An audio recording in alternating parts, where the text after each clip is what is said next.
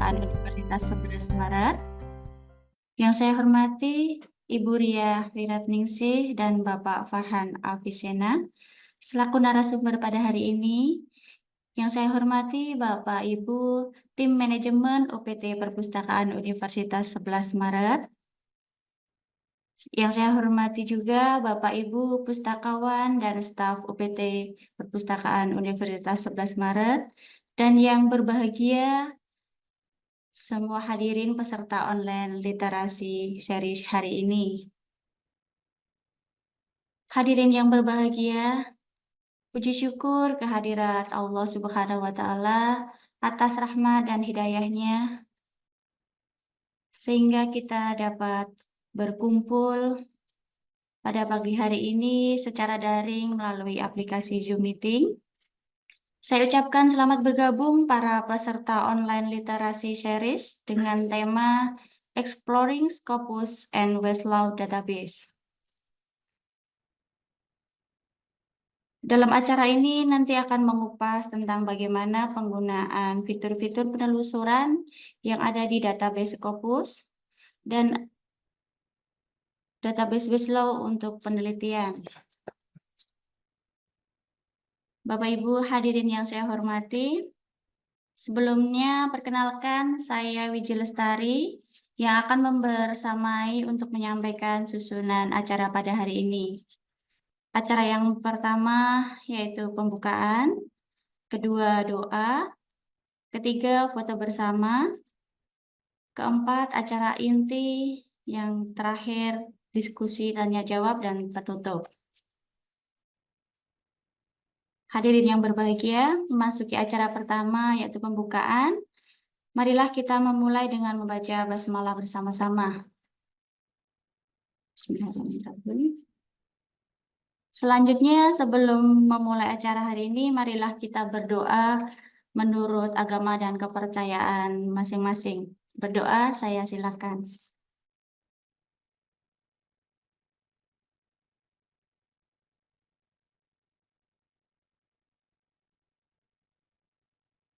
Berdoa cukup. Acara selanjutnya foto bersama. Saya mohon kepada semua hadirin untuk berkenan membuka kamera agar bisa diambil gambarnya.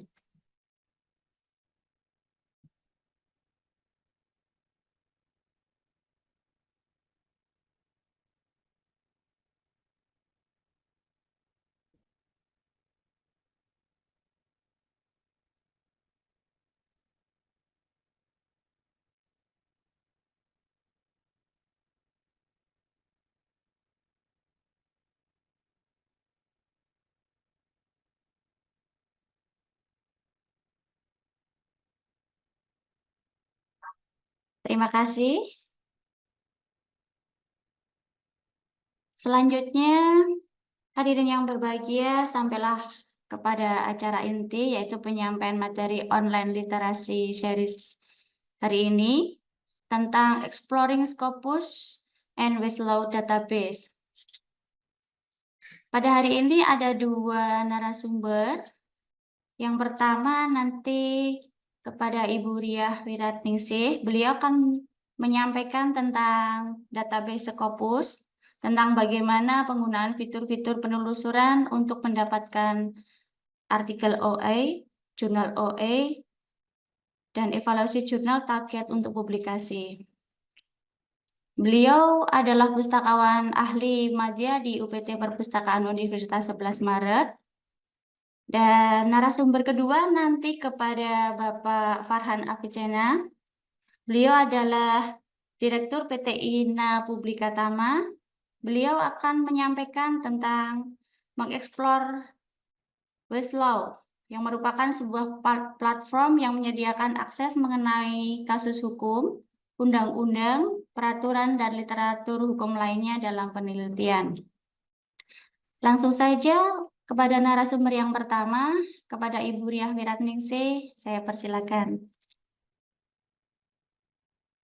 Ya, baik. Terima kasih kepada Mbak Wiji. Selamat pagi Bapak Ibu semuanya.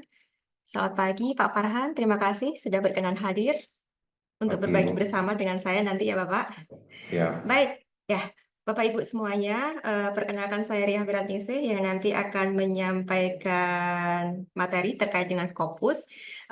Di sini peserta memang terbuka untuk semuanya, tidak hanya untuk sivitas akademika dan juga dari umum. Jadi nanti saya akan mencoba untuk menyampaikan bagaimana mengeksplor Scopus untuk instansi atau user yang memang itu tidak membayar, maksudnya tidak subscribe gitu ya. Jadi akan menggunakan database Scopus secara versi open itu seperti apa untuk bisa mendapatkan beberapa informasi terkait yang kita butuhkan, terutama nanti adalah jurnal. Dan terakhir nanti adalah bagaimana menargetkan jurnal untuk publikasi dan kita coba untuk evaluasi. Gitu Bapak Ibu, segera saya mulai saja untuk materi yang pertama. Host minta izin untuk bisa sharing.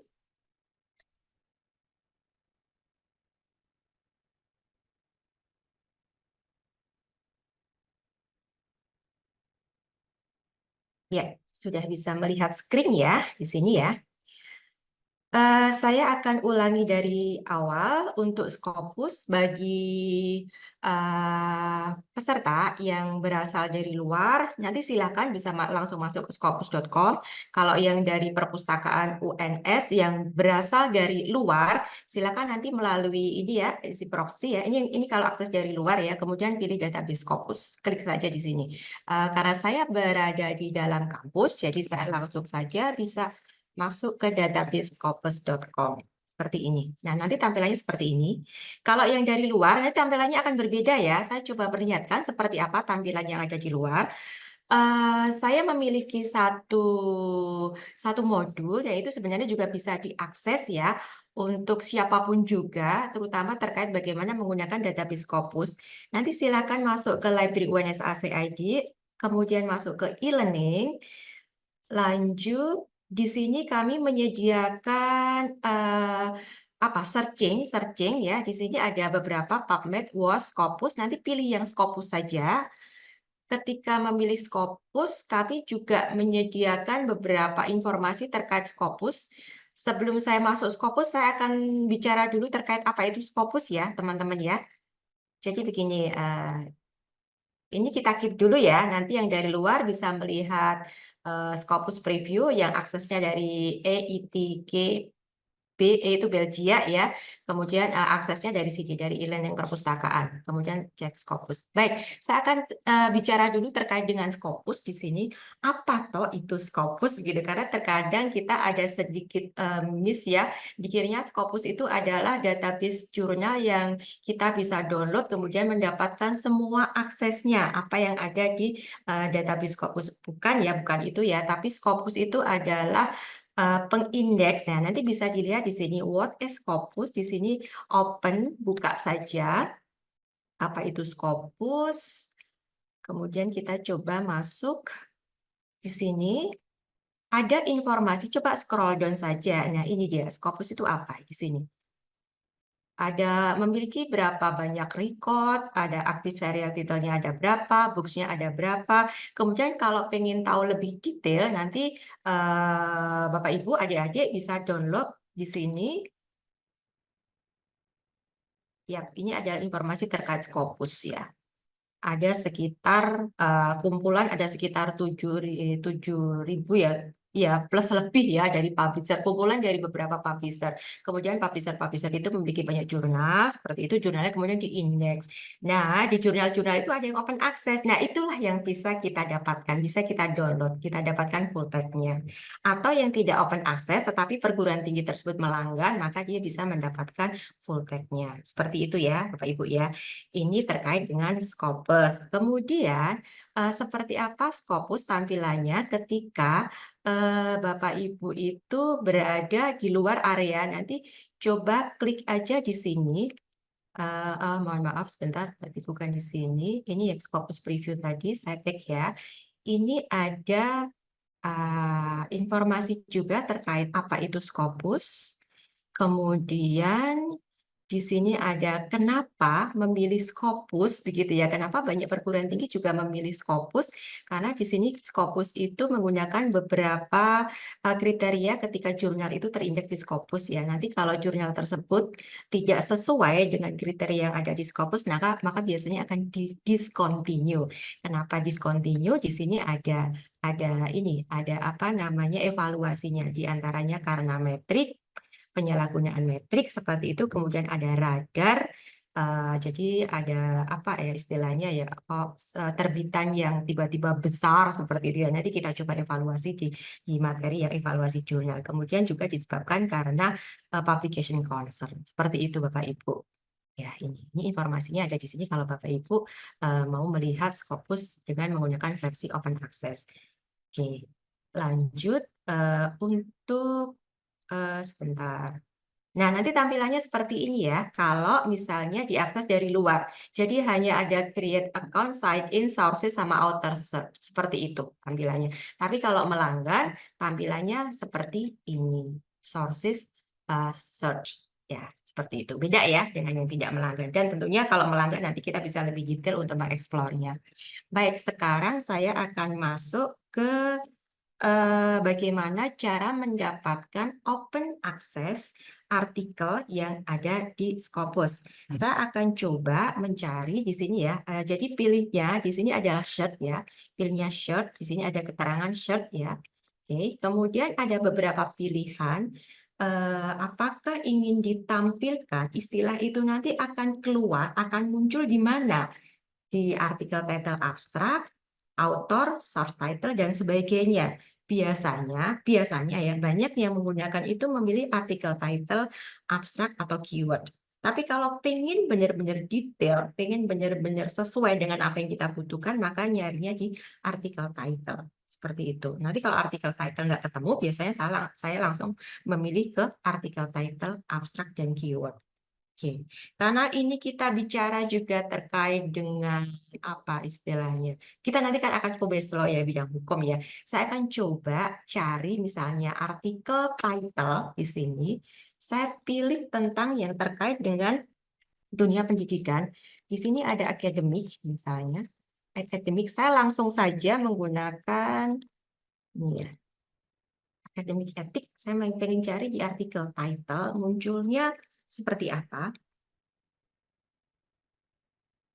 Ya, seperti ini, teman-teman, ada 406 dokumen ditemukan di title. Karena saya tadi menyampaikan title, ada akademik, ada etik.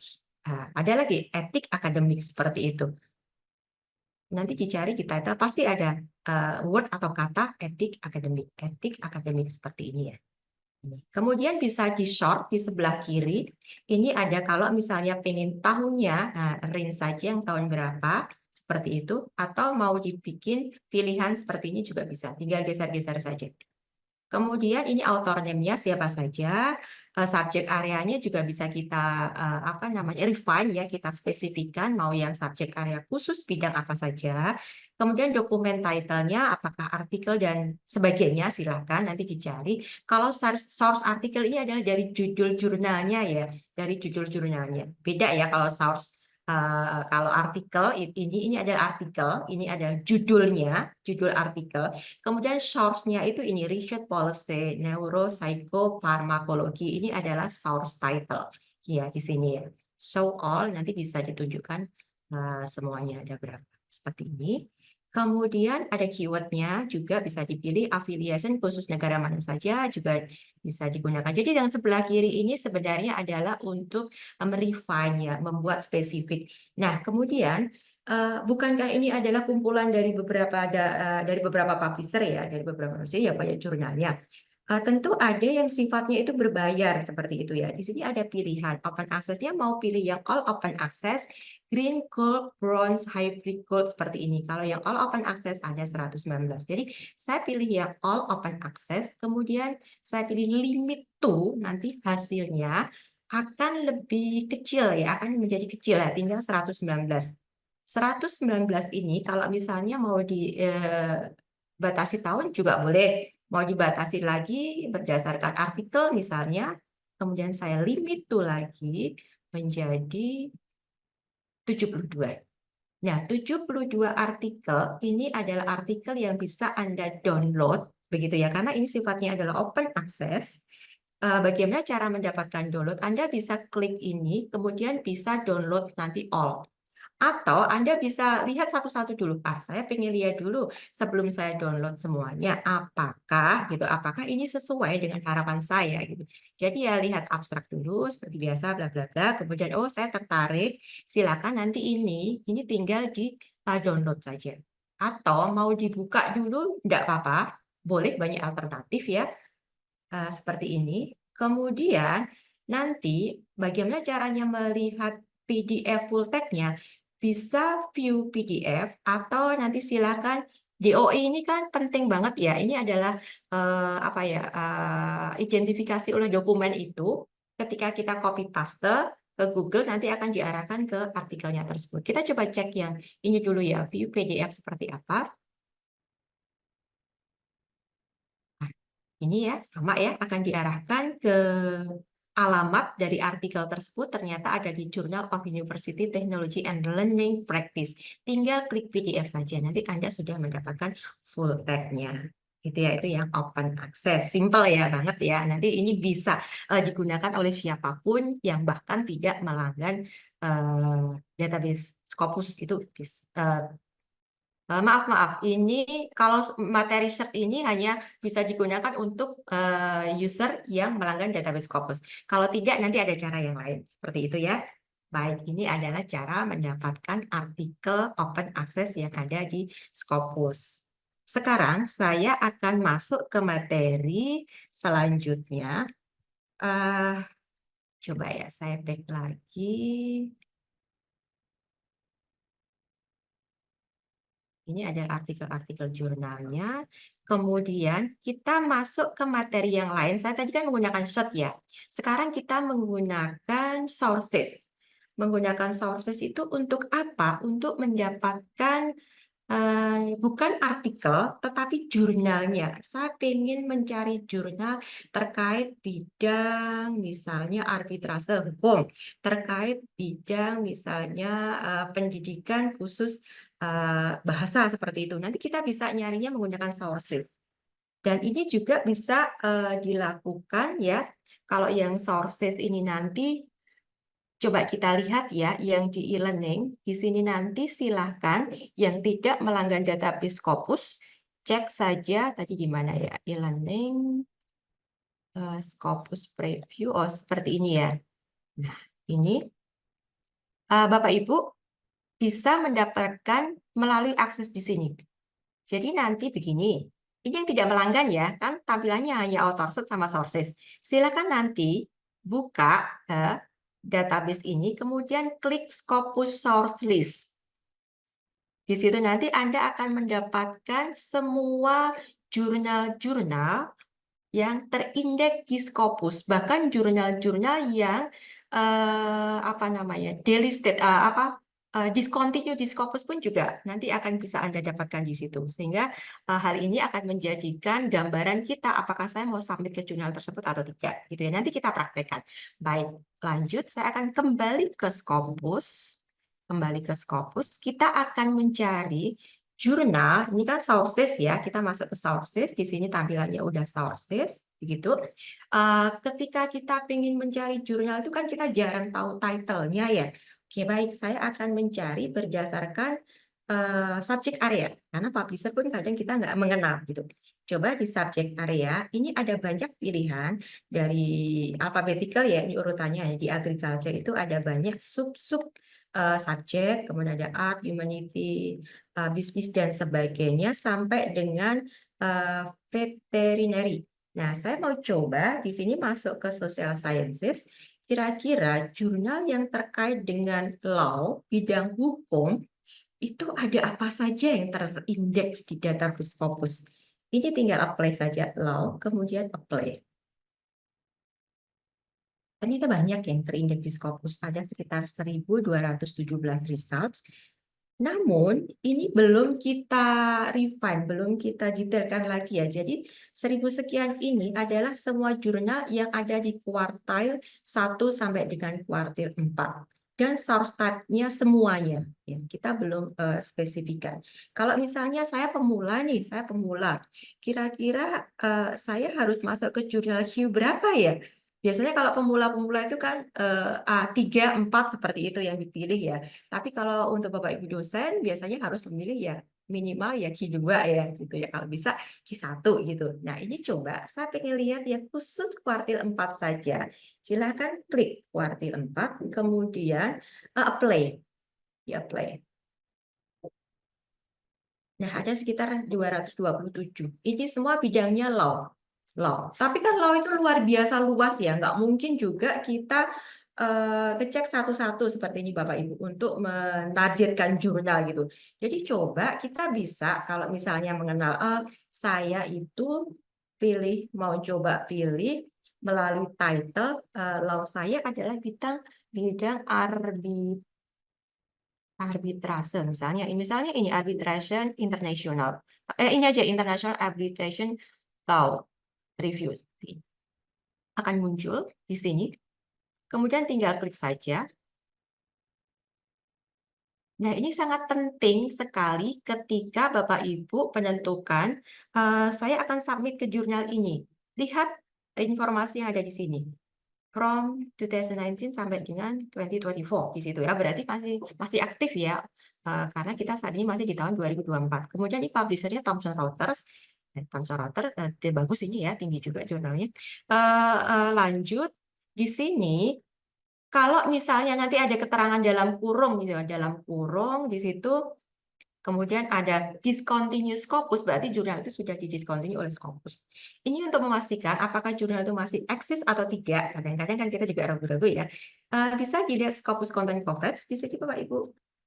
Ternyata di tahun 2024 dia masih eksis. Dan jurnal ini ternyata tidak mempublish banyak artikel. Dalam 1 tahun hanya sedikit saja. Seperti itu. Jumlahnya hanya sedikit saja. Dan ini hitungannya masih konsisten ya. Tadi yang seperti saya bilang, ada peningkatan yang luar biasa dalam setiap isunya di tahun-tahun tertentu. Misalnya di tahun 2022-18, di tahun 2023 kok tiba-tiba kok menjadi 100 seperti itu. Nah, ini menjadikan hal yang perlu kita waspadai gitu ya, karena nggak konsisten. Ada apa di situ, itu harus kita cek ulang. Dan itu harus kita waspadai. Gitu. Ini Scopus Content Coverage-nya. Untuk yang tidak melanggan, tidak bisa klik ini ya. Karena UNS melanggan, jadi nanti bisa klik-klik-klik di sini. Bisa klik-klik-klik di sini. Kalau yang tidak melanggan, tidak bisa. Kemudian, kalau mau melihat dia ada di Q berapa, gitu ya. Karena Scopus itu kan ada kuartil 1 sampai dengan kuartil ke-4, begitu. Silakan nanti lihat site score rank. Ya, di sini. Dia itu ada di persentil 6. Jadi kalau di Scopus itu dia membagi persentil. Kalau Q1 itu 7599, Q2 itu 5074, Q3 itu 2549. Nah, Q4 itu 0 sampai dengan 24. Nah, ini kan 6 ya, 6. Tadi Q4 ya. Tadi kan kita juga nyarinya Q4. Berarti benar di 6 persentil. Dia di Q4 itu di sini. Nah, ada di sini hitungannya. Nanti kalau dia ada di kotak kedua, ini Q3, kotak selanjutnya Q2, dan paling atas adalah Q1. Jadi untuk kategori law, itu ya, jurnal International Arbitration Law Review untuk kategori law, dia ada di persentil 6, berarti dia ada di Q4 gitu. Apakah dia juga ada bidang yang lain? Oh, ada. Karena satu jurnal itu ada subjek berbeda ya gitu ya, yang berkaitan gitu. Kalau di bidang political science and international relation itu dia ada di posisi berapa? Tinggal klik saja. Kita tunggu. Dia ada di sama ya, dia malah di personalnya yang kelima ya sama dia. Berarti memang jurnal ini berada di Q4 seperti itu. Tinggal kemudian kalau misalnya tertarik untuk submit di jurnal ini, silakan nanti masuk ke website jurnal tersebut, lihat MN Scope-nya. Kalau saya mau melihat kira-kira jurnal ini benar-benar aktif atau tidak ya, yuk kita kembali ke Scopus Preview. Saya kembali ke Scopus saja. Di sini kembali ke Scopus atau mungkin di bawah mungkin bisa coba saya cek dulu. Kalau ke bawah dia mau nggak? Oh, bisa. Nah, di sini content coverage ya. Jadi nanti klik saja content coverage. Kalau yang dari luar juga bisa ya. Yang dari luar tadi ke sini ya, Scopus Shortlist gitu ya, diklik aja. Kalau yang dari UNS di sini content coverage, coba diklik. Selanjutnya Bapak Ibu nanti kita scroll down cari ini dia about our content. Maaf, kemudian di sini ada title on Scopus, download the source title list. Ya, ini di-download saja. Kita akan lihat hasilnya. Scopus itu selalu melakukan ini ya, apa namanya, check and recheck. Ini adalah list di Juli 2024. Dia update di Juli 2024, Bapak Ibu. Coba kita tunggu. Nah, seperti ini.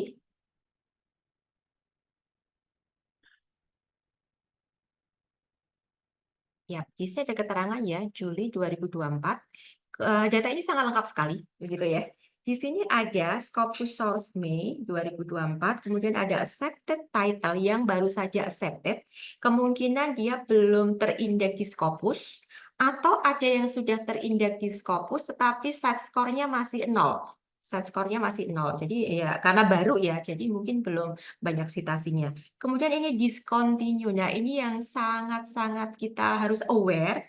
Coba kita cek ya, discontinue jurnal itu apa saja yang di Scopus. Ini dia discontinue ya. Ini discontinue jurnal seperti ini. Sebentar, kurang besar ya. Saya gedein dulu ya. Ini dia.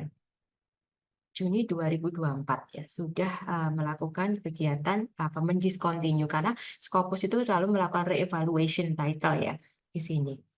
Kemudian kalau misalnya pengen tahu yang 2024 itu biasanya yang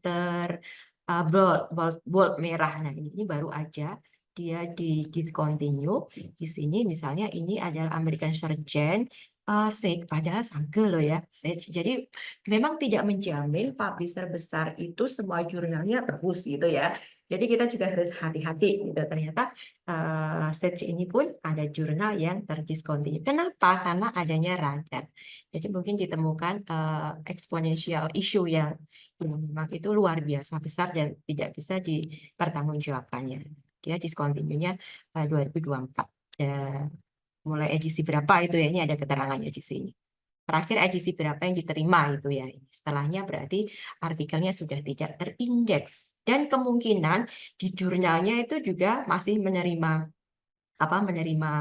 artikel ya karena di jurnalnya dia masih menyebutkan ini masih terindeks Scopus Q berapa begitu itu kan untuk menarik orang-orang yang tidak paham terkait dengan discontinued Scopusnya di sini atau misalnya pengen di eh, ini aja coba aku filter ya aku filter tahunnya langsung aja yang year-nya 2024 kali ya.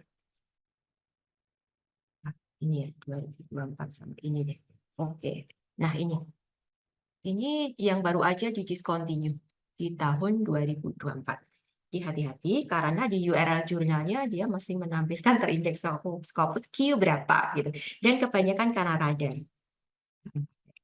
Ini yang kemarin Bali Medical Journal. Ini kalau misalnya saya coba evaluasi ya, kenapa Bali Medical Journal ini terdiscontinue karena radar gitu ya. Kita coba masuk lagi. Saya masuk ke sini. Berarti saya masuk ke Scopus untuk coba cek Bali Medical ya. Ini contohnya saya kembali ke source. Kemudian title, karena saya tahu judul jurnalnya, ini Bali Medical Journal. Dia statusnya udah NA di sini. Kita lihat apa yang terjadi. Nah, ini ada keterangan discontinued in Scopus. Kalau kayak gini, jangan coba, kalau untuk tujuan harus terindeks Scopus, maka jangan coba masuk ke sini ya. Karena dia sudah covernya discontinue. Dia hanya sampai 2024. 2024 pun itu hanya sampai hanya baru 6 dokumen. Kenapa? Radar tadi ya, karena ada peningkatan yang luar biasa. 144, 175, oke. 300, 300, 500. Dan yang 2024 hanya keterima 6 saja. Habis itu sudah tidak akan terinjak Scopus lagi. Tetapi jurnalnya masih eksis. Jurnal masih eksis, masih menerima naskah, seperti itu. Dan ini lumayan mahal juga ini. Karena dia itu, ya, menerima artikel, kemudian, nah ini publishernya kebetulan kita ya, salah ya, Bali ya. Ini Bapak Ibu. Kemudian set score ranknya sebenarnya dia ada di berapa sih? Dia masih di Q4 ya. Masih di Q4. Ini beberapa apa namanya gambaran kalau misalnya kita ingin mengevaluasi jurnal. Seperti itu. Kemudian kalau misalnya kita pengen tahu lagi, kemana ya sebentar. Ini tadi saya hapus dulu.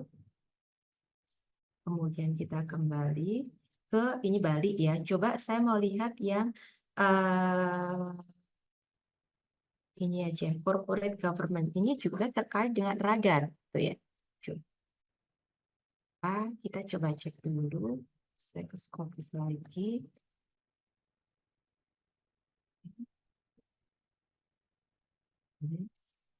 Saya sources lagi.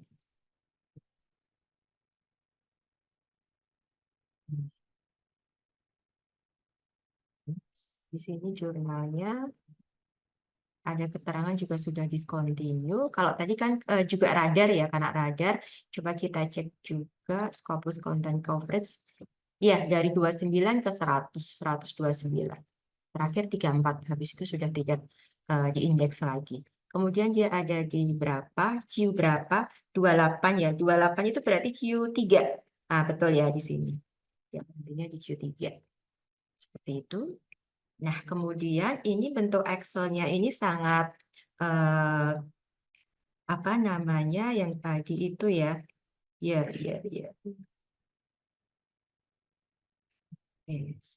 Oh. Nah, ini penting banget Bapak Ibu sebagai gambaran kita ketika kita memilih jurnal, apakah dia itu discontinue atau tidak, itu bisa dilihat di sini. Ya, kemudian juga apakah dia inaktif atau tidak, sebenarnya di sini juga ada informasinya, publisher, volume, radar, publication. Oh ini ya, Scopus di sini, Scopus source coba di sini ya. Sebentar.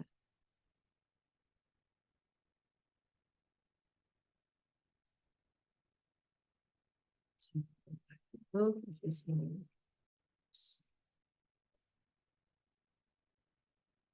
Ini yang accepted, jurnal yang baru saja accepted. Kemudian,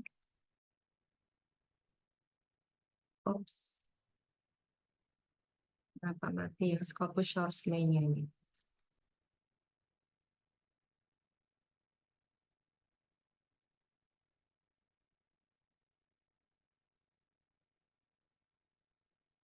Intinya ini sangat penting sekali ya untuk mengetahui jurnal-jurnal, terutama ketika jurnal itu discontinue. Seperti ini. Nah, ini yang discontinue. Kemudian saya klik yang source, Scopus source main-nya kok tidak mau.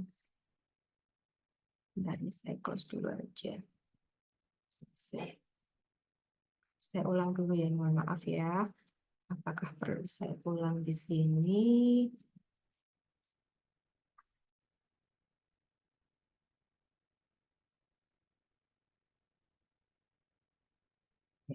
Nah, ini ya, maksud saya ini.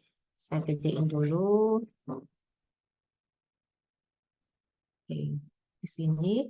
Ini yang Scopus source-nya ya, Scopus source-nya. Coba kita lihat ke kanan. Ketika kita ingin melihat dia aktif, inaktifnya juga penting ya Bapak Ibu ya. Inaktif belum berarti, bukan berarti dia apa masuk ke predatory, itu juga enggak ya. Jadi kita harus berhati-hati bahwa jurnal ini sudah inaktif, dia hanya terbit sampai dengan ini tahunnya, ada keterangannya. Inaktif ada keterangannya. Jadi pilih yang jurnal aktif saja. Dan dia masih apa diakui oleh Scopus baik itu di Q4, 3, 2 ataupun Q1. Ini lanjut, ada satu lagi yang ingin saya sampaikan, kembali ke sources. Kalau Bapak Ibu di sini ada yang pustakawan, begitu ya, ada yang pustakawan. ingin mencari, misalnya diminta oleh pemustakanya, saya ingin mencari jurnal-jurnal yang open access di bidang tertentu, itu seperti apa gitu ya. Silakan nanti coba ke sini, kemudian subject area, pilih misalnya library science ya, misalnya library science itu ada di social science dia tadi ya. Kita di bidang perpustakaan gitu. Atau bisa juga diketik itu library science, bisa ini social science ini ya library ya, di sini saya pilih, kemudian saya apply. Bidang perpustakaan itu ada 362 yang terindeks Scopus gitu ya. Selanjutnya kalau ingin mencari yang open access saja seperti ini, di apply. Ini adalah jurnal-jurnal bidang perpustakaan yang itu open access. Jadi nanti kita tinggal berikan link-link ini, misalnya International Journal of Information Management, ini terbitan Elsevier dan ini ternyata open access. Nanti tinggal kita carikan linknya jurnal ini, kemudian kita berikan ke pemustaka tersebut. Jadi dia bisa mengakses semua artikel yang ada di jurnal ini untuk di-download seperti itu. Lanjut, kalau misalnya kita menginginkan sejumlah 69 ini dalam format Excel, silakan diklik export all ya, kemudian export to Excel. Nanti Anda akan mendapatkan hasil apa namanya list dari jurnal tersebut. Ini.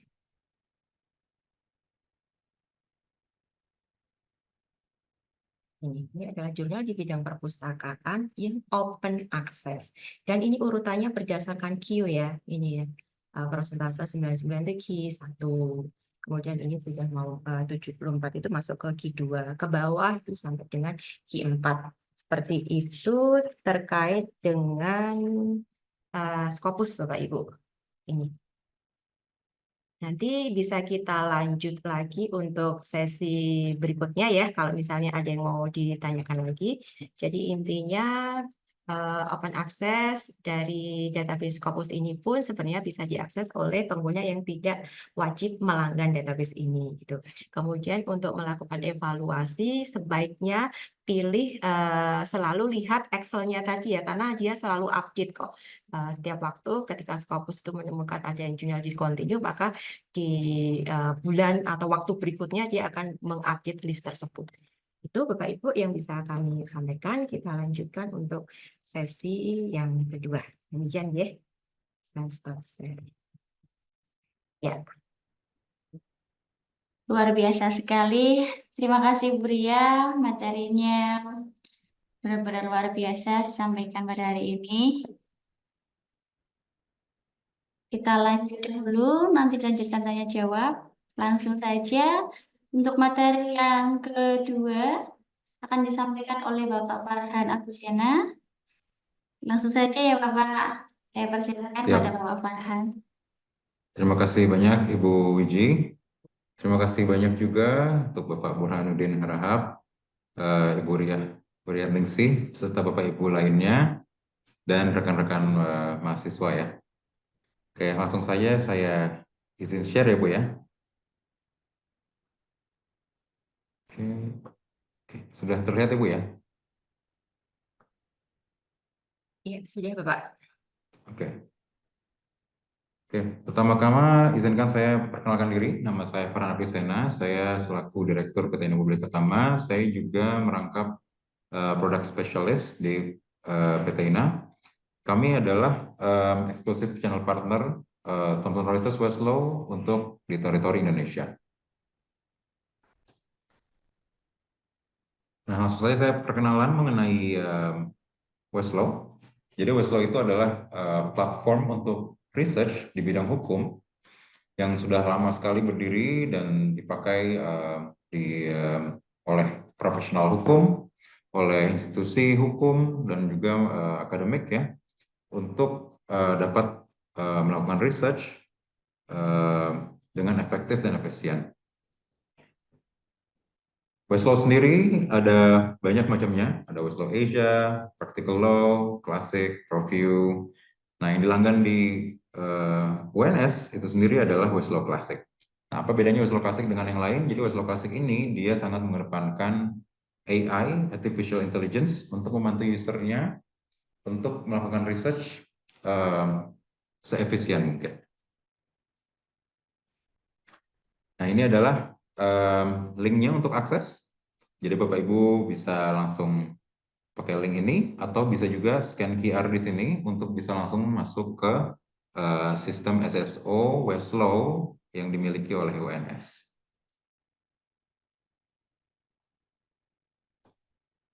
Agenda kita hari ini adalah saya berharap setelah sesi ini Bapak Ibu bisa lebih familiar dengan fitur dan fungsi-fungsi, terutama fungsi pencarian di Westlaw Classic. Jadi yang pertama saya akan bahas adalah mengenai basic search dan gimana caranya kita menggunakan filter. Yang kedua adalah advanced search menggunakan Boolean terms and connectors. Lalu yang ketiga adalah menganalisa dokumen menggunakan key cite, key numbers, headnotes, dan lain-lain. Lalu bagaimana kita mengorganisasi research kita dengan menggunakan folders, annotations, dan juga delivery options, dan tools dan resources yang lainnya, seperti citation tool, dan gimana cara mengakses konten-konten secondary seperti jurnal dan juga buku ya di database Westlaw. Oke, ini adalah homepage-nya Westlaw setelah kita berhasil untuk login ya. Jadi ini akan saya perkenalan dulu. Di sini adalah tulisan Westlaw Classic, yaitu yang di langgan.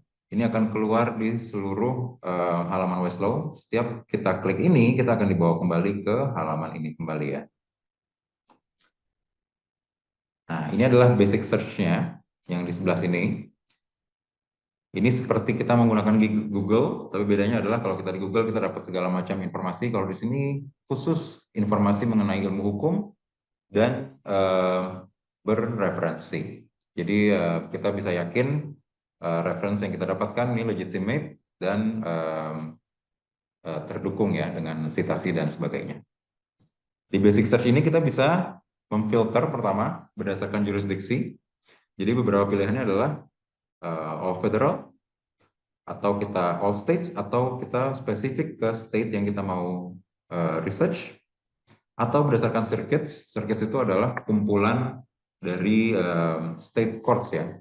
Jadi seperti di gambar ini, kalau Bapak Ibu bisa lihat, jadi circuit ini dibagi menjadi 11 ya. Jadi dia kumpulan beberapa state menjadi satu circuit, dan itu biasanya di mana courts dibawa, cases dibawa untuk ke proses banding ya, proses appeal. Oke, kita akan langsung coba melakukan basic search. Jadi copyright infringement adalah keywords-nya. Saya akan melakukan search di all federal. Oops, sorry. Ya, copyright infringement.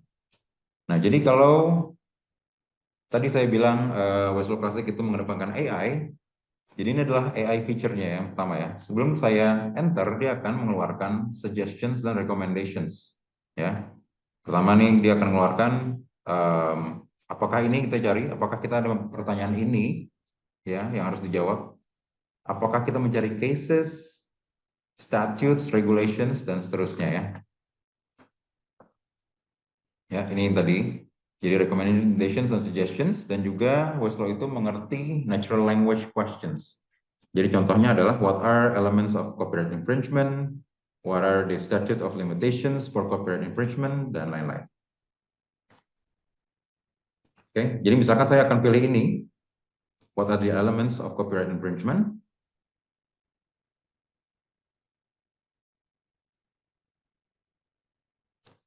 Dia akan menjawab apa aja elemennya di copyright infringement, dan dia juga akan memberikan kita case yang sering dipakai untuk menjawab pertanyaan ini. Jadi ada dua ya elemennya, dan dua-duanya juga dikasih case yang populer dipakai untuk menjawab pertanyaan ini. Saya akan langsung aja coba buka case yang ini.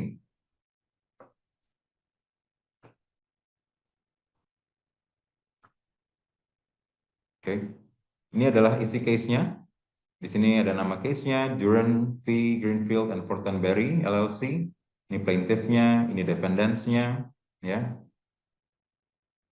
Di sini kita juga bisa melihat ada filings.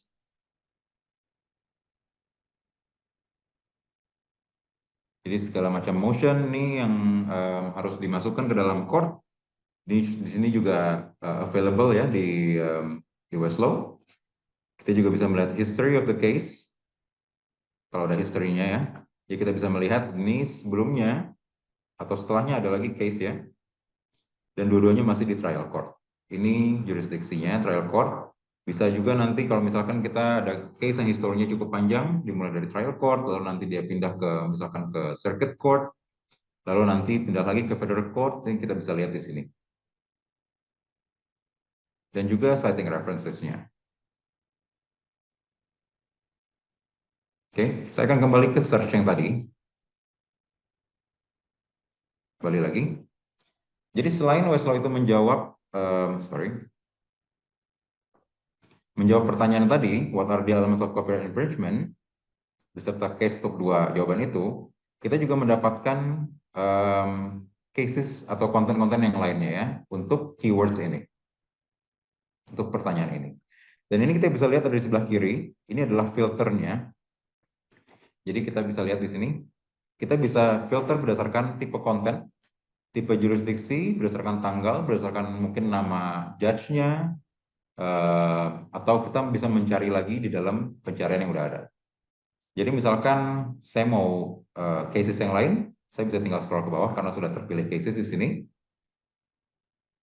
Ya, ini ada banyak cases yang lainnya. Misalkan saya mau hanya regulations, saya bisa pilih filter untuk menunjukkan regulations saja, ya, dan seterusnya di sini. Begitu juga kayak misalkan tadi by judge ya, find it. Atau within results, misalkan tadi contohnya di sini saya taruh Amazon ya, perusahaan Amazon maksudnya.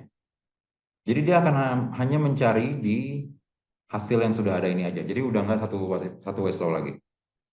Kalau saya search, jadi keywordnya bertambah ini dan juga Amazon tadi ya.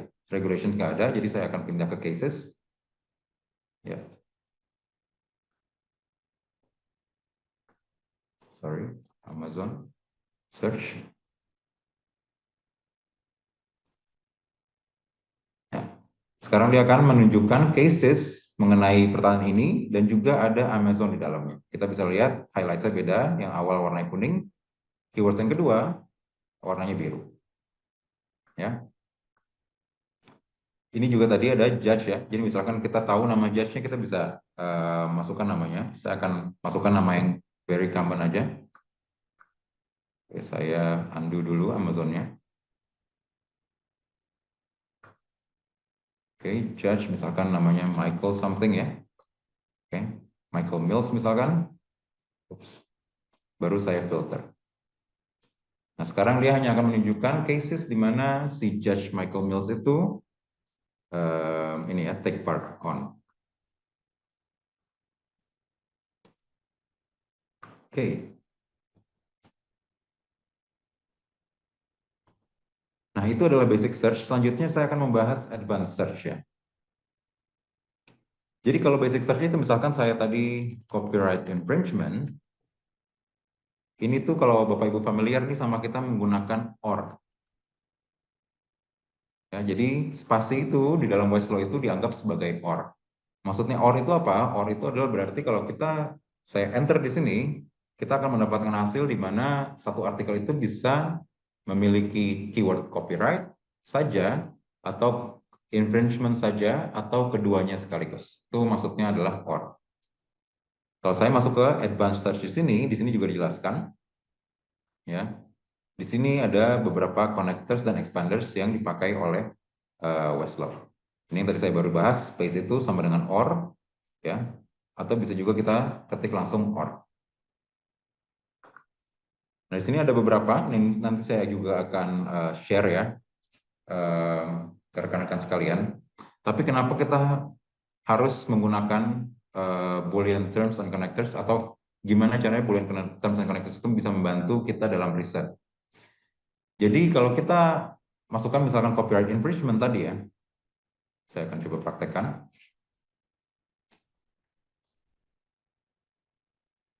Lalu saya enter, ini kita akan mendapatkan hasil yang sangat-sangat banyak. Contohnya di sini dia ada casesnya 10.000, ya, regulations 140.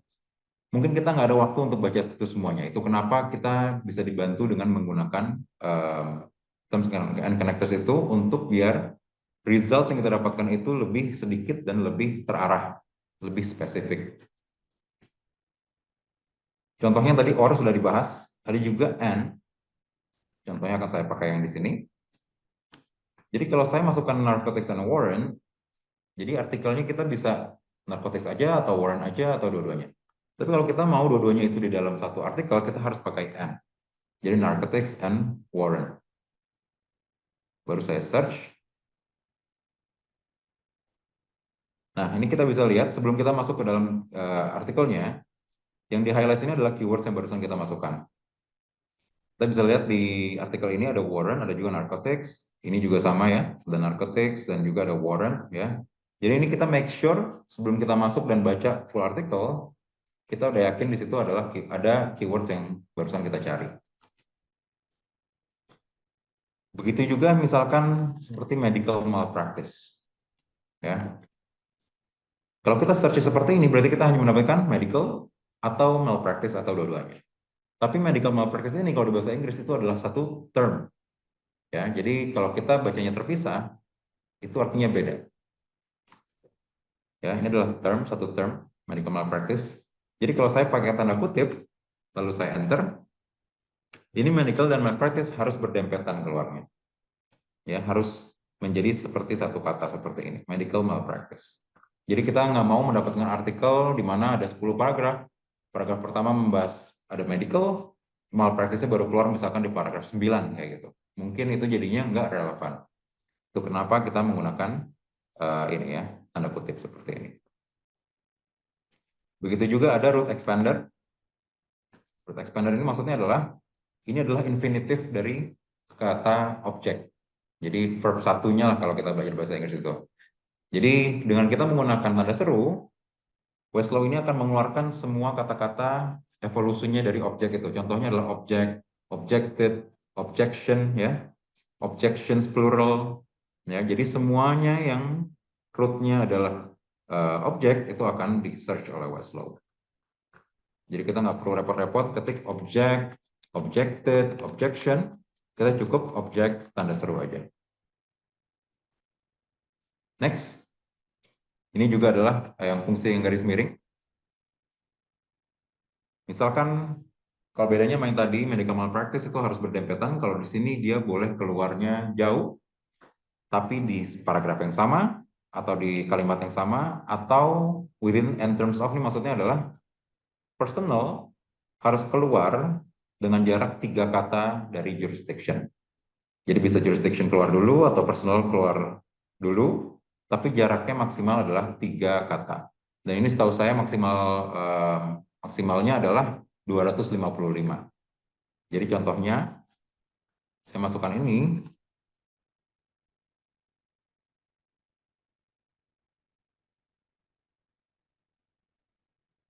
Kita bisa lihat nih, dia masih berdempetan juga.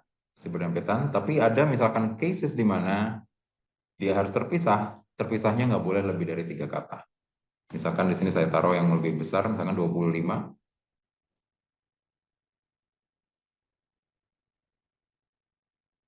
Ya, ini ada personal dan juga ada jurisdiction, tapi masih nggak jauh ya, maksimal 25 kata. Fungsi berikutnya adalah fungsi plus. Ini bedanya dengan yang sebelumnya adalah kata yang kita masukkan di awal harus keluar duluan sebelum yang kedua. Kalau yang tadi yang kata keduanya itu bisa keluar duluan, yang ini nggak boleh. Jadi misalkan saya coba pakai yang di sini, berarti ini maksudnya adalah attorney, keyword attorney itu harus keluar duluan sebelum fee, dan mereka berdua itu harus keluar di kalimat yang sama.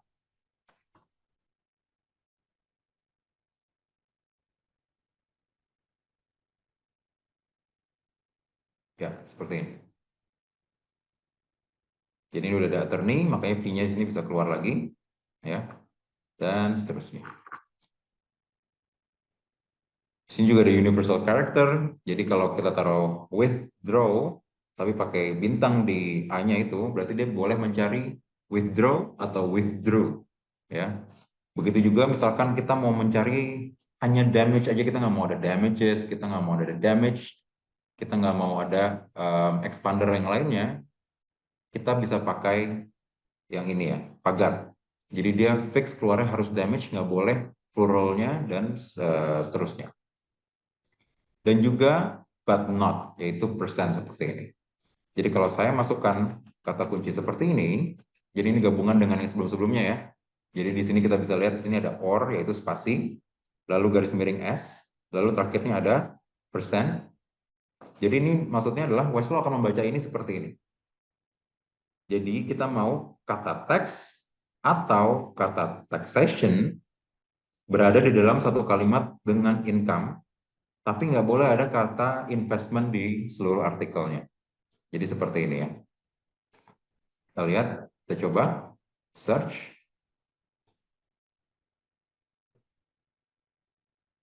Ya, kita bisa lihat di sini ada tax dan income atau income tax ya.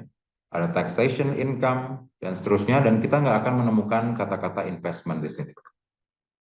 Ya, jadi terms and connectors ini bisa digabung-gabung dan urutannya ada di sini. Jadi yang mana yang akan dibaca duluan oleh Westlaw. But not itu atau persen itu dibacanya terakhir.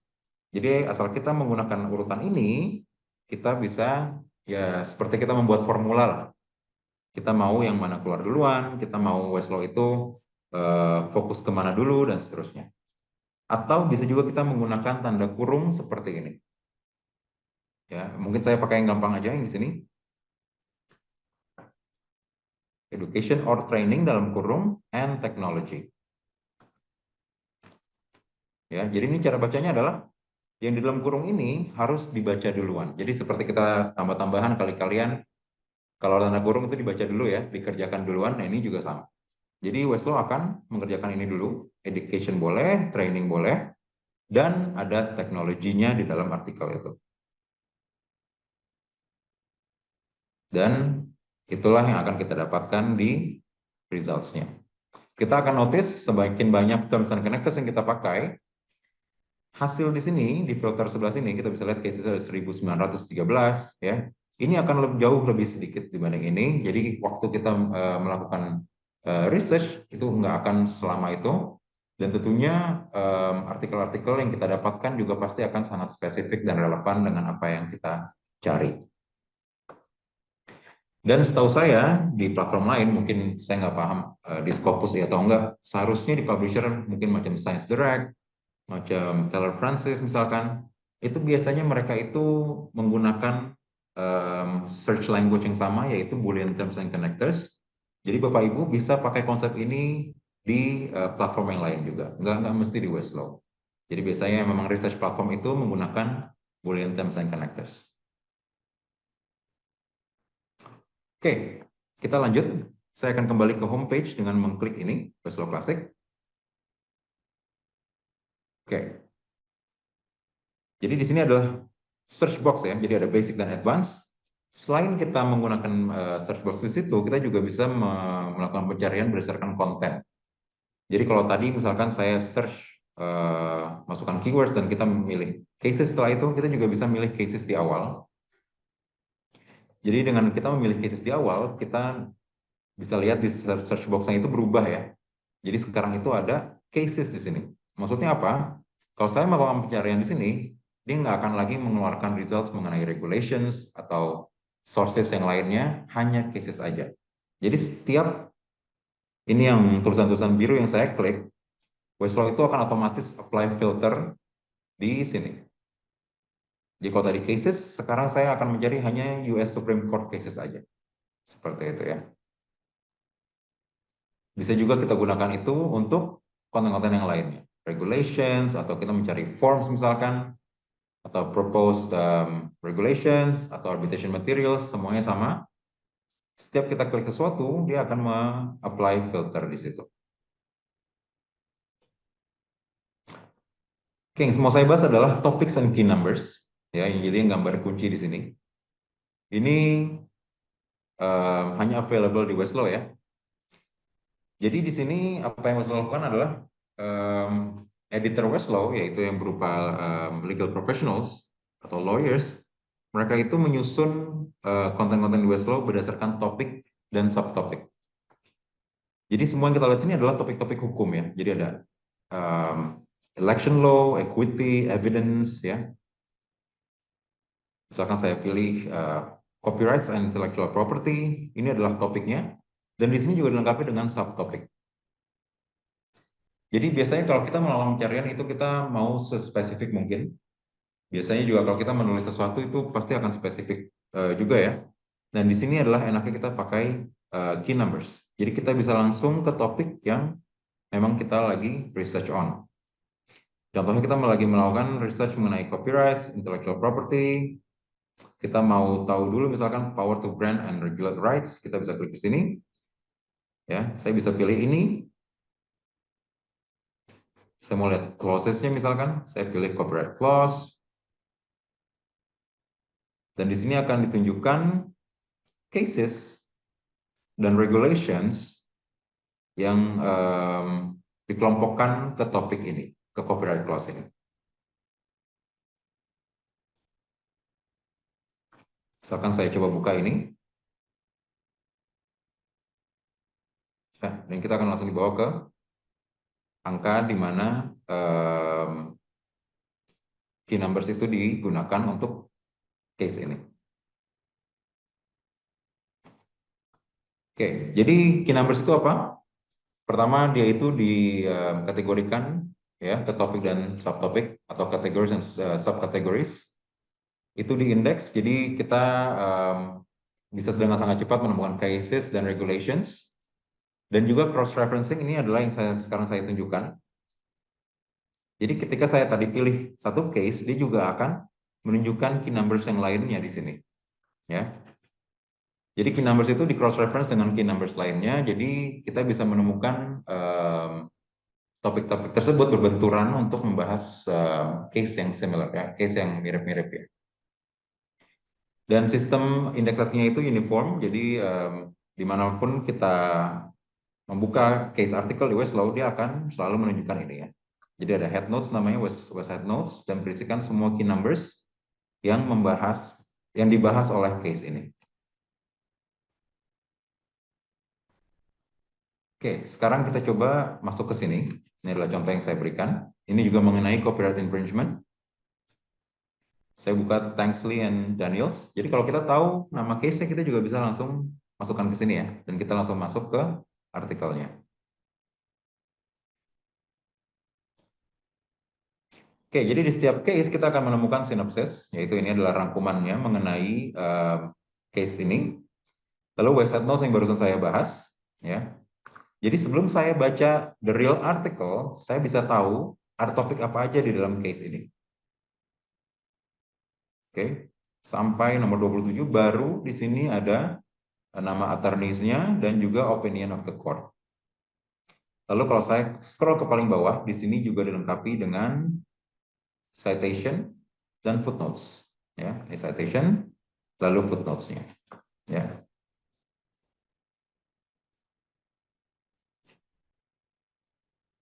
Oke. Nah, di setiap artikel di Westlaw itu kita ada pilihan untuk mendownload tentunya. Pilihan itu ada di sebelah sini di delivery menu.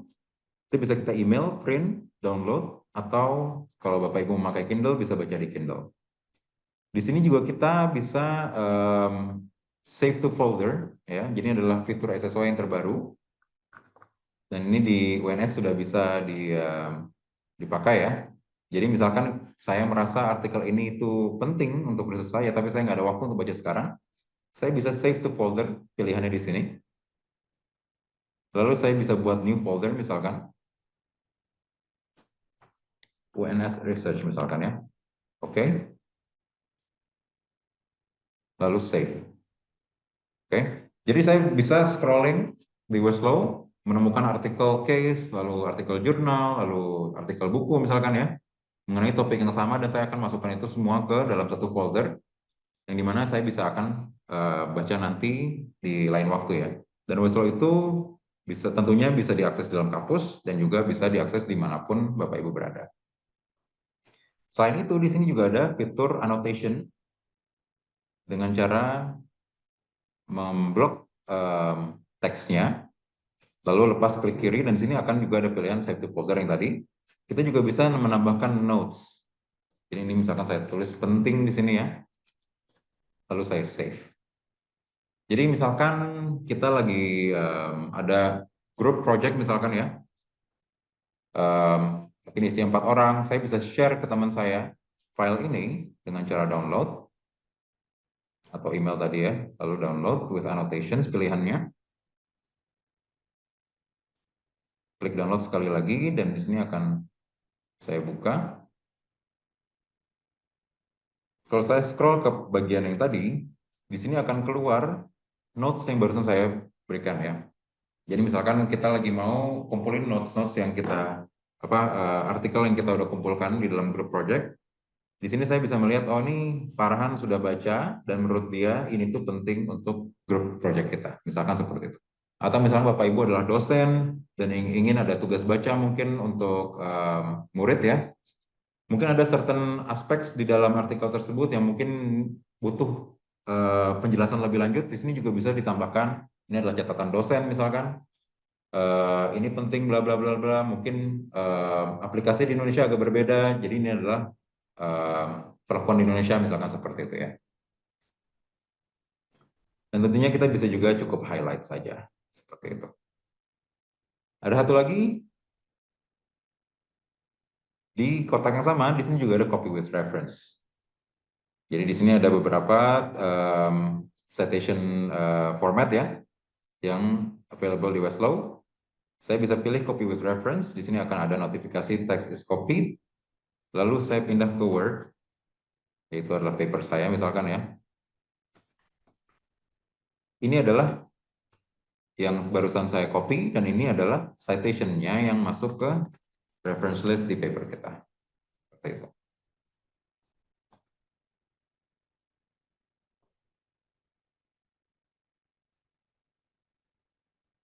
Oke.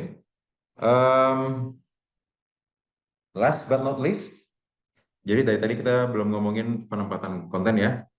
Jadi tadi kita udah membahas cases, regulations, dan yang biasa suka dicari juga yaitu adalah jurnal ya.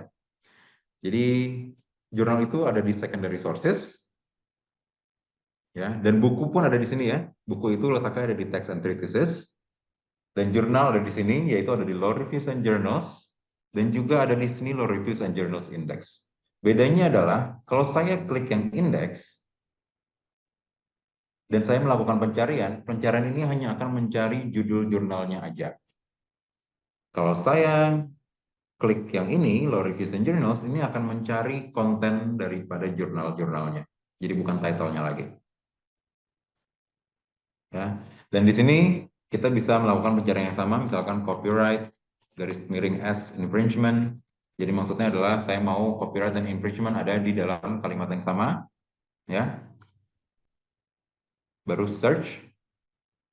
Sekarang hasilnya hanya akan law reviews dan jurnal aja, nggak ada case, nggak ada regulation, dan lain-lainnya. Nampaknya nggak ada. Oke, kita coba masuk ke dalam salah satu jurnal aja. Sorry, apa kebalik tadi ya? Harvard misalkan.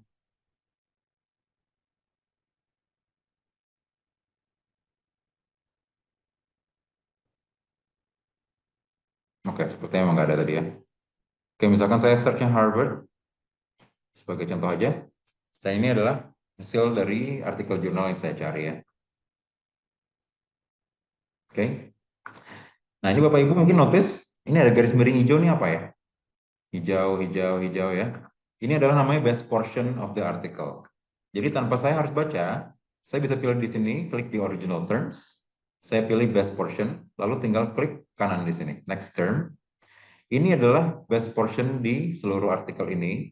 Maksudnya adalah berdasarkan kata kunci yang saya masukkan, menurut Westlaw, di sini mungkin keluarnya paling banyak atau paling relevan dengan pencarian kita. Dan best portion ini bisa keluar 4 kali di dalam satu artikel maksimum. Jadi saya bisa next, ini yang kedua, ini yang ketiga, dan ini yang keempat. Seperti itu.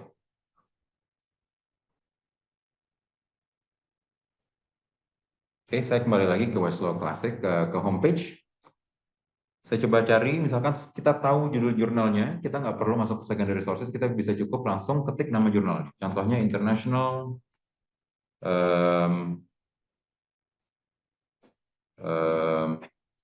Journal of Arbitration, kalau nggak salah tadi ya.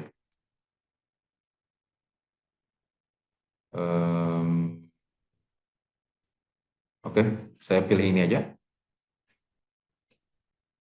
Oke, jadi ini adalah tampilan jurnalnya. Jadi kalau di Westlaw itu dia nggak ditampilkan per issue. Jadi dia hanya menampilkan 10 artikel terakhir yang dipublish aja. Di sini kita bisa melihat dia back file-nya sampai 1997, jadi cukup besar. Dan kebanyakan jurnal di Westlaw itu di covernya, coverage back file-nya itu cukup jauh ke belakangnya. Nah, ini kenapa cuman menampilkan 10 artikel terakhir aja? Karena kita bisa langsung melakukan pencarian di sini. Jadi tanpa kita harus baca satu-satu per issue per artikel, kita bisa langsung search di sini. Misalkan cyber security, ya, search. Karena di situ ada filter jurnal tersebut, kita hanya akan mencari artikel di dalam jurnal ini aja. Dan tentunya kita bisa mensortir berdasarkan relevansi, tanggal publikasi, dan juga jumlahnya kutipan, banyaknya kutipan ya. Misalkan saya mau mencari yang paling banyak dikutip, saya bisa pilih most cited, dan ini yang paling banyak dikutip yang tahun 2005. Ya. Ini kita bisa melihat dia sudah dikutip di mana aja, ada di 6 secondary sources lain. Nah, mungkin saya mau point out aja. Ini adalah contohnya kenapa kita pakai terms and connectors. Saya di sini nggak pakai yang lain apa-apa aja, jadi cuma spasi. Jadi dia cuma keluar securities aja, di sini nggak ada word cybernya, seperti itu. Jadi kalau mau saya keluar dua-duanya, saya pakai N di sini. Dan seharusnya yang tadi itu nggak keluar lagi. Ya, jadi ada cyber dan juga ada security harusnya di dalam apa namanya artikelnya.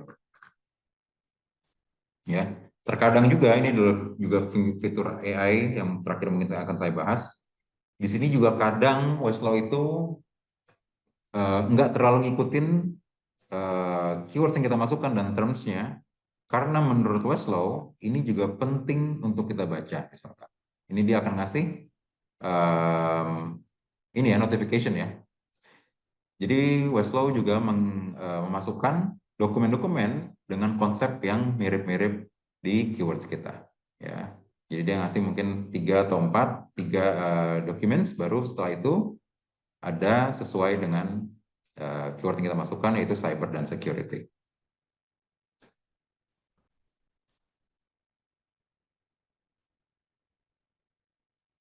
Oke, mungkin yang terakhir aja. Jadi yang tadi kita bahas semua yang ada di sini adalah US jurisdiction. Specifically yaitu di sebelah kiri garis yang di tengah sini adalah US jurisdiction, yang di kanan ini campur non-US jurisdiction juga.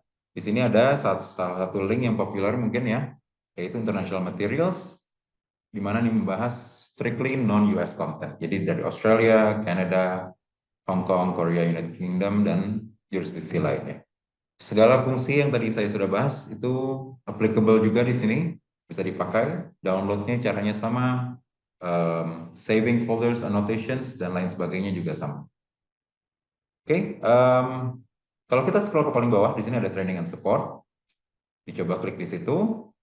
Semua pembahasan kita hari ini ada di sini, dan juga saya akan men-share PPT yang barusan saya pakai, yang ini, ya, dan beberapa notes mengenai advanced search yang tadi. Ya, di sini juga ada how to search with Boolean terms and connectors. Ini adalah exactly yang tadi saya sudah bahas juga. Ya, mungkin Bapak Ibu sini akan menemukan manual-manual atau guides ya untuk melakukan pencarian lebih baik lagi. Oke, sekian dari saya. Semoga membantu. Terima kasih kesempatannya. Assalamualaikum warahmatullahi wabarakatuh.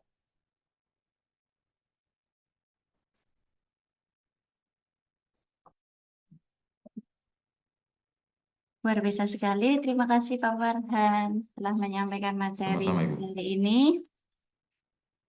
Langsung saja kita ke sesi tanya jawab. Silahkan bisa raise hand atau by chat. Oke, dari oleh Bapak Dani Trisno Susetyo, silahkan. Oke, saya mau nanya tentang ini. Ini semua itu kan termasuk skill. Kalau kita hanya mendengarkan tanpa mempraktekkan, itu akan susah. Ini masuk sini, masuk sini, masuk sini. Itu ini skill dan harus dicoba. Menurut saya harus dilatih sesuai case yang ada. Pertanyaan saya, apakah kalau kita ke perpus di UNS, itu apakah ada yang bisa mengarahkan untuk kita praktekkan itu semua? Baik yang di Westlaw ataupun nanti yang untuk yang Scopus dan sebagainya. Seperti itu. Jadi kita itu kan banyak, ternyata banyak untuk publisher yang terindeks Scopus. Nah, ada yang berbayar dan ada yang tidak berbayar. Saya kemarin waktu sama Prof. Ning itu sempat mengatakan ke saya, Pak, kalau mau ini jurnal-jurnal, mau artikel atau jurnal-jurnal gitu, cari yang tidak berbayar banyak. Nah, saya itu nggak ngerti. Seperti itu kalau tidak dipraktekkan dan caranya bagaimana. Nah, mohon apakah di pihak kampus, khususnya di perpustakaan, itu ada yang bisa mengarahkan kalau saya ke perpus, karena harus praktek langsung gitu. Maaf saya ini soalnya udah old fashion, orang kita itu udah old fashion. Beda sama yang muda-muda mungkin gitu. Terima kasih Ibu, Bapak semuanya, terima kasih. Ya, baik, terima kasih. Mungkin saya akan menjawab nih Pak Trisno. Saya dari perpustakaan, Ibu Ria. Baik Bapak, saya bisa mohon izin share screen sebentar terkait dengan perpustakaan. Ini betul, ini adalah link Bapak, betul sekali. Coba saya matikan dulu beberapa. Oke. Saya masuk lagi ke library. Di sini kami ada satu menu, namanya adalah Research 101, bahwasanya kami memiliki beberapa alur ya Bapak, bahwasanya memang output terakhir itu adalah menulis kalau bisa itu terpublikasikan di jurnal bereputasi. Nah, di sini kami ada layanan dari awal sekali, dari mana menentukan topik, terus mencari sumber referensi, menulis paper yang baik, mencari jurnal, kemudian sampai dengan submission. Ini kami ada beberapa orang yang bisa untuk dihubungi, itu nanti ada di Consult Librarian, Bapak. Di sini ada Consult Librarian. Ya, terkait dengan Turnitin, ada person tersendiri yaitu dengan Ibu Tari, seperti Bapak. Kemudian Grammarly dengan siapa, Reference Manager dengan siapa. Lanjut kalau terkait dengan publikasi dan juga penelusuran nanti bisa dengan saya, Bapak. Di sini sudah ada. Ya, sebenarnya sudah ada di library website kami, dan beberapa mahasiswa itu ada yang menghendaki bisa secara personal ke perpustakaan, bisa secara grup kecil, atau bahkan kelas. Kami juga melayani apakah itu mau onsite atau dilakukan dengan menggunakan Zoom. Itu juga sudah berjalan, Pak Trisno. Demikian. Memang ini skill dan ini memang harus dipraktekkan. Kalau tidak dipraktekkan nanti kita tidak bisa mendapatkan output-nya. Gitu. Dan ketika itu skill dipraktekkan, itu nanti pastinya akan semakin meluas ya Iya, betul Bu ya. karena kita ketemu gitu Pak Trisno. Iya, Beda betul, dengan betul ketika sekali. kita menggunakan Zoom. Luar biasa responnya Bu ya. Terima kasih Bu ya.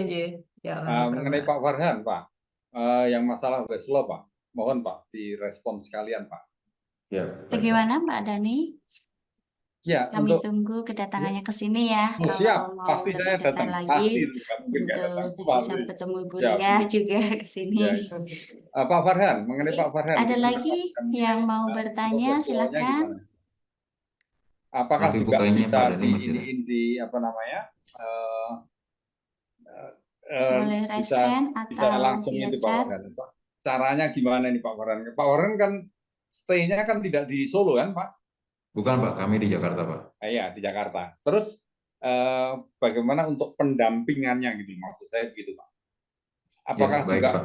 bisa melalui yang di perpus sekalian di UNS atau bagaimana caranya? Mohon infonya, bagi infonya.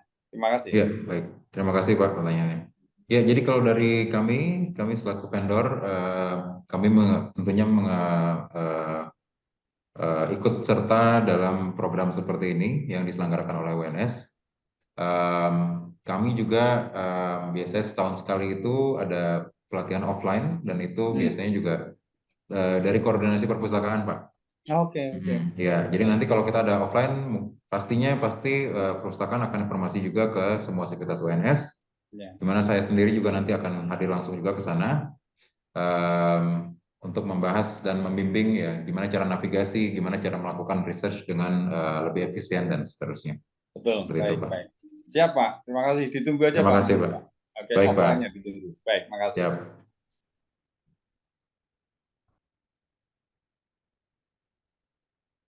Gitu, Bu Lestari, terima kasih. Terima kasih, Bu. Sama-sama, Bapak. Ada lagi? Silakan yang mau bertanya.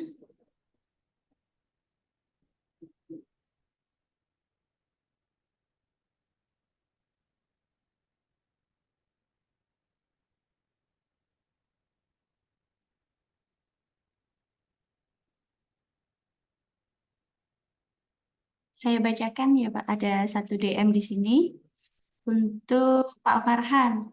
Jadi ada pertanyaan dari Pak Abdi Prabowo. Selamat pagi, mohon izin bertanya, apakah akun Weslo yang sudah tersedia oleh Perpus UNS sudah bisa menjangkau seperti yang dijelaskan oleh Pak Farhan, matur nuwun. Ya, terima kasih pertanyaannya, Prof. Jadi semua sivitas di UNS harusnya sudah memiliki profilnya masing-masing. Jadi Prof seharusnya sudah bisa langsung masuk ke Weslo dengan email berdomain UNS. Jadi mungkin Prof apa, mungkin dosen.uns.ac.id dengan boleh saya coba aja kali ya. Jadi tadi ini linknya Prof. Tadi ya, yang ini, link yang ini. Atau bisa dicoba dengan scan QR, sorry. Saya share di chat aja ya. Oke, jadi kalau Prof coba ikuti link tersebut, itu Prof akan langsung dibawa ke portal UNS, di mana itu adalah portal yang kita harus masukkan email dan password untuk SSO UNS. Jadi sama isinya itu. Setelah itu akan langsung di redirect ke Weslo Classic. Cukup sesimpel itu aja. Ya. Mungkin bisa saya bantu praktekkan, Pak Farhan? Ya, silakan. Ya, Saya soalnya nggak baik. punya domainnya, jadi saya nggak bisa kasih contoh. Baik, jadi kita masuk ke dari awal ya, library UNS ACID, Prof. Lanjut, ini adalah portalnya perpustakaan. Nanti di sini di e-resource access ada isi proxy, diklik saja. Nah, ini adalah kumpulan dari beberapa database yang dilanggan oleh UNS. Kemudian mencari database yang ingin kita akses ya. Di sini ada Weslo. Jadi diklik Weslo. Nanti akan redirect untuk mengisi SSO ya. Kalau student ya pakai student, staff menggunakan staff. Masuk, kemudian kita sudah bisa mengakses seperti tadi yang disampaikan oleh Pak Farhan untuk melakukan penelusuran di Weslo. Sebentar, masih berproses.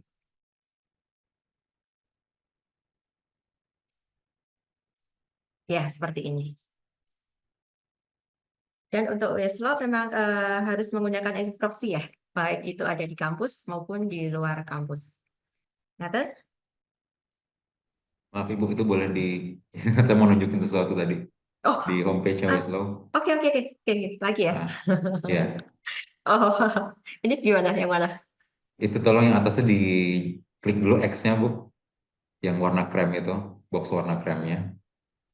Yang paling atas di atas search box itu ada X tutup, itu yang privacy statement itu ditutup dulu, tolong. Ini ya, yang ini. Sebentar. Wait, sorry Pak. Ya, itu dia di bawahnya bookmarks itu, Bu. Ya, nah ini Prof aku mau nunjukin ini aja. Ini jadi fitur yang tadi saya bahas tuh udah keluar. Jadi ada folders, ada history, dan ada favorites. Jadi itu maksudnya itu adalah fungsi SSO-nya. Jadi sekarang yang macam folders, annotations, yang tadi ngasih notes, highlights, itu semuanya sudah bisa dilakukan dengan menggunakan akunnya WNS, dengan domain WNS. Jadi dengan menggunakan akun ini, sepertinya kalau kami melihat kemarin dari database itu ya, bisa ketahuan sih Prof, ini yang aktif mengakses siapa, begitu bisa. Ya, dan itu bisa Yang kelihatan Weslo, juga iya betul. siapa yang paling banyak akses, Ah, siapa yang belum pernah mungkin. Ya, itu bisa kelihatan juga. oke. Terima kasih, Bu Ria. Ya, baik, saya stop ya.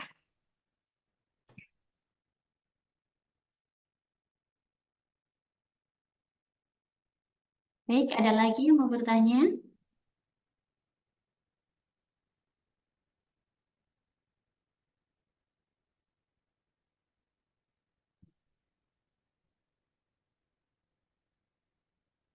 Silahkan yang mau bertanya.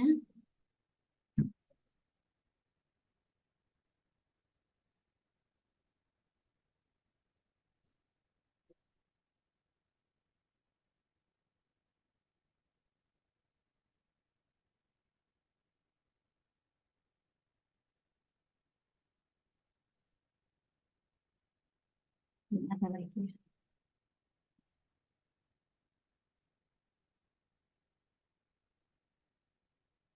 Ada lagi Bapak Ibu yang mau bertanya? Coba silakan.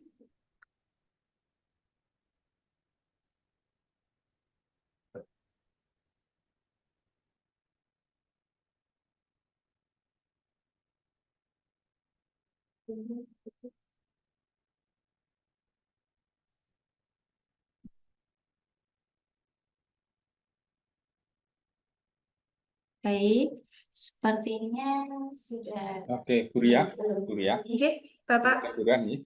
Bu Ria, saya kalau nanti akan mengumpulkan untuk rekan-rekan yang bisa kita untuk katakanlah offline begitu, itu saya bisa atau ada persyaratan apa dari nanti dari pihak Perpus yang khususnya Bu Ria lah, Bu Ria mau mempersyaratkan apa? Misalnya minimal orangnya sekian, harinya sekian dan jamnya sekian. Terus ada biaya berapa dan sebagainya per orang biayanya sekian. Nah itu mohon saya diinformasikan atau saya bisa menghubungi Ibu Riah di mana langsung ke Perpus atau boleh lewat WA kalau diperkenankan. Kalau nggak boleh saya ke Perpus, Bu. Monggo, kira-kira seperti itu. Monggo direspon Ibu. Ya, baik. Terima kasih sekali Bapak untuk ini apa namanya antusiasmenya ya terkait dengan database. Untuk kegiatan tersebut kita Ya. bisa lakukan sebaiknya memang secara offline, Bapak. Ya, Berapapun jumlahnya kami menerima. oke, siap. Kemudian untuk waktunya kita kesepakatan saja. Ya, Tempatnya di library bisa, di Fakultas Hukum bisa, kita fleksibel. oke. Kemudian terkait dengan biaya semuanya free, Bapak, tidak ada Oke. biaya. Karena memang Terima ini kasih. untuk sivitas akademika, Ya, gitu. terima Terkait kasih. materi, tidak hanya Westlaw saja, tapi semua database yang dilanggan oleh perpustakaan UNS, kami ada tim perpustakaan yang memang mampu untuk memberikan literasi itu kepada sivitas akademika, Bapak. Jadi terima kasih sekali. Nanti untuk rencana ini akan saya bicarakan dengan kelas kami, kelompok kami, yang totalnya di kelas itu ada 16. Ada 16, tapi ada yang di luar kota. Siapa tahu nanti saya kan harus arrange mereka kalau yang dari luar kota dan sebagainya. Jadi kalaupun yang luar kota nggak bisa, maksud saya yang terjangkau lah di Surakarta dan sekitarnya. Seperti itu. Jadi saya nanti akan segera menghubungi Ibu Ria untuk next apa plan kita nanti ke depan. Terima kasih sekali atas responnya yang luar biasa. Saya terima kasih. Ini Iya, feedback yang kami harapkan, Bapak. iya, iya, iya. Iya, betul. Ini feedback yang kami harapkan. Semoga semua pengajar yang lainnya juga seperti Pak Tresno. Wah, senang sekali kami dari perpustakaan. Ya, Begitu, siap. Bapak. Iya, iya. Terima kasih, terima kasih. Ya, untuk menghubungi mungkin nanti bisa menghubungi ke Pak Tresno, menghubungi ke WhatsApp-nya perpustakaan dulu ya, Bapak. Oh, boleh. Nomornya tolong dicatat, minta tolong ke nomornya perpustakaan. Mas Host. Ya, sebentar ya Bapak ya. Oh, mungkin di library ada ya, di kontak ya, coba ya.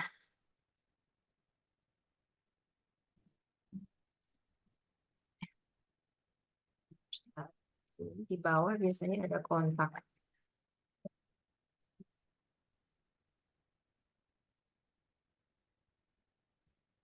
Ini ada kontak paling bawah ya Bapak ya, sebentar saya pindahnya dulu. Ini ya nomor Mjiko Bapak. Ya, Ya, nanti biar nah, diarahkan ke saya foto saya. ini. Oke. Ye, siap. Terima kasih. Ya, ya, Ye, Ibu ya, makasih. nah.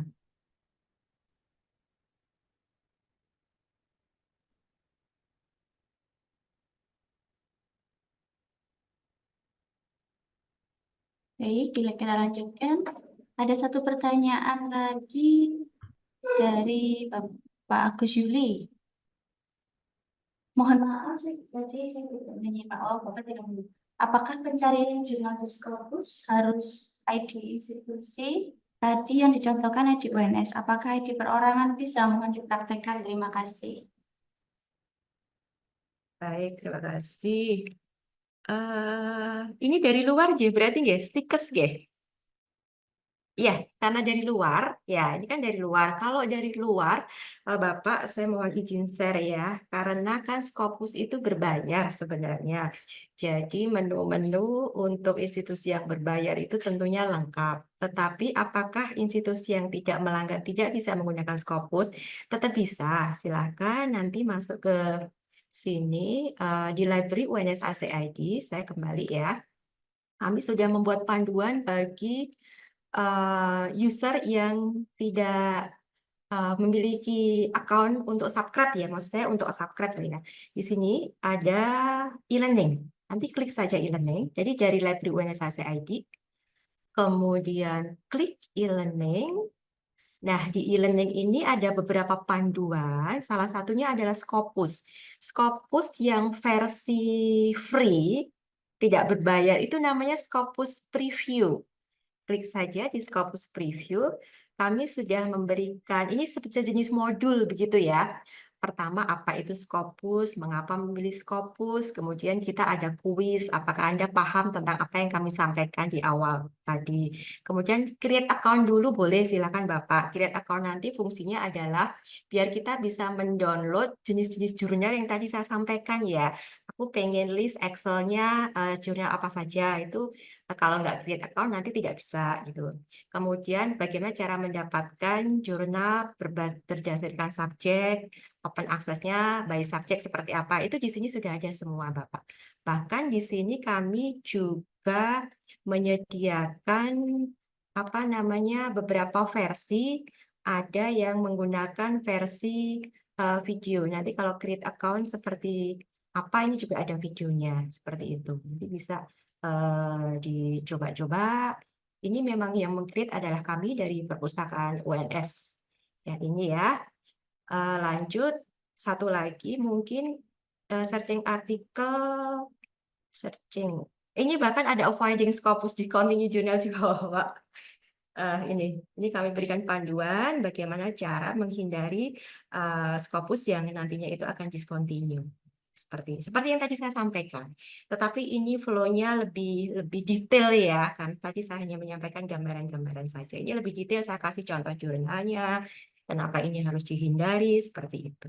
Kalau ini menghindari, ada lagi yang bawah ini menghindari Scopus potensial predatory, potensial ya, yang berpotensi untuk predator itu ada di sini juga. Kemudian ini ada prakteknya juga untuk menelusur jurnal. Jadi panduan ini memang dibuat khusus untuk yang tidak melanggan, ya. Seperti itu. Mungkin ada satu lagi, mungkin Scopus Open Access Artikel.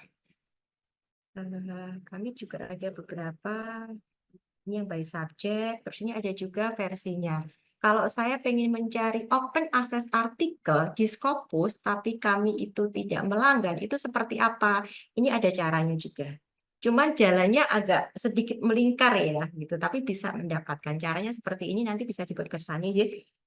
Ini ada di websitenya perpustakaan tadi. Itu di sini di e-learning. Kalau berubahnya selesai di e-learning, kemudian klik Scopus. Ngoten nggih untuk yang tidak melanggar database Scopus. Cukup banyak sebenarnya fasilitas yang bisa didapatkan kalau kita tidak. Begitu, Bapak. Baik, itu tadi Pak Agus Yudi telah disampaikan oleh Ibu Ria. Ada panduannya di website library ya, library.uns.ac.id.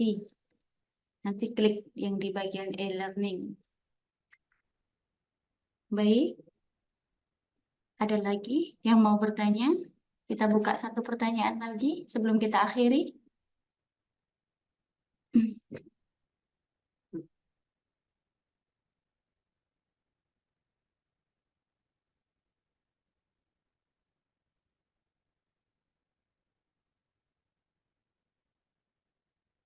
Baik, sepertinya sudah tidak ada ya.